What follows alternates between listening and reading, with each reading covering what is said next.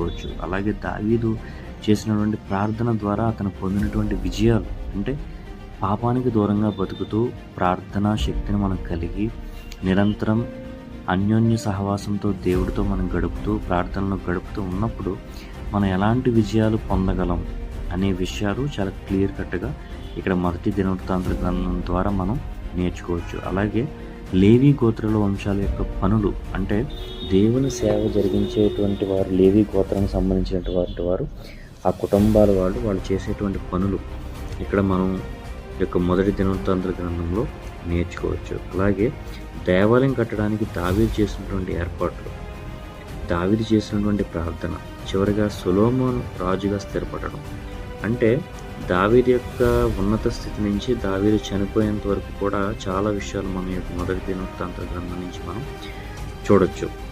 మందసాన్ని తిరిగి పొందడం అనేది కూడా ఇక్కడ